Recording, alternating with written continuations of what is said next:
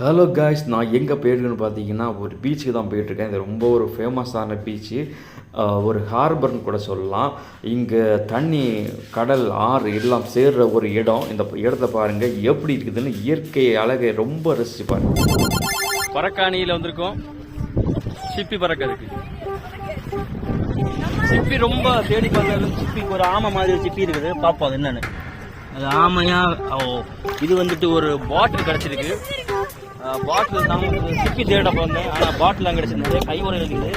தண்ணி வந்துட்டு சுத்தமாக இருக்குது. பாருங்க, தண்ணி சுத்தமாக இருக்குது. ஹாய் ப்ரோ, நீங்களும் சிப்பி பறக்க வந்தீங்களா? சிப்பி கிடைச்சதா உங்களுக்கு? நீங்கள் தேடுங்க, நல்லா தேடுங்க. நிறைய சிப்பி கிடைக்கும். அப்படியா? கொஞ்சம் சிப்பி கிடைச்சிருக்குது பாருங்க. என்னுடைய யுகம்படி இங்கே பெரிய சிப்பிகள் இருக்கிற ஒரு தோணல். அதான் அந்த போட்டுக்கு அடியிலெல்லாம் கையை விட்டு பார்க்குறேன். ஆனால் ஏமாந்ததான் மிச்சம். ஏன்னா அங்கே தோடு மட்டும்தான் இருந்துச்சு. நான் முயற்சியை கைவிடலை, தொடர்ந்து தேடிக்கொண்டே இருந்தேன். ஏன்னா இந்த சிப்பியை ஃப்ரை பண்ணி சாப்பிட்றது அவ்வளோ அருமையாக இருக்கும்.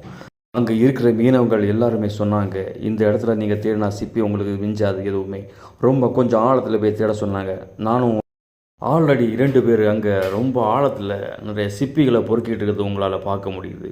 நானும் அந்த இடத்துல போய் சிப்பி பொறுக்கலான் இருக்கேன். ரொம்ப ஒரு பெரிய மீனை தான் பார்த்தேன். இதுக்குள்ளே தான் நீந்திட்டு இருக்குது. ஆனால் ரொம்ப வெளிச்சமாக லைட்டாக. அங்கே பாருங்கள், ரொம்ப பெரிய மீன்கள் இருக்குது. இந்த போட்டு கடியில் நிறைய மீன் இருக்குது போல். இங்கே த்ரோப்பி மீன்களெல்லாம் நிறைய இருக்குது பாருங்கள், உங்களுக்கு தெரியுது. நான் ஜூம் பண்ணி காட்டுறேன். ரொம்ப பெரிய மீன். இது பிடிக்கிறதுக்கு நமக்கு அதுக்கு தூண்டில் நான் எனக்கு செட்டப்பாக கொண்டுடல. நெக்ஸ்ட் டைம் நான் வரும்போது இந்த இடத்துல நான் வந்துட்டு கரெக்டாக தூண்டில் போட்டு இந்த மீனை நான் வந்துட்டு தூக்கி ஃப்ரை பண்ணி சாப்பிடுவேன். நீங்களும் இந்த இடத்துல வந்தால் சூப்பராக ஃப்ரை பண்ணி நீங்கள் சாப்பிட்லாம். ஸ்பாட்லேயே ஃப்ரை பண்ணி சாமான்கள் எடுத்துகிட்டு வந்து அங்கே கூட சாப்பிட்லாம். நான் வந்துட்டு ஸ்பாட்லேயே ஃப்ரை பண்ணி சாப்பிட்ற மாதிரி எல்லாத்தையும் எடுத்துகிட்டு வர போகிறேன்.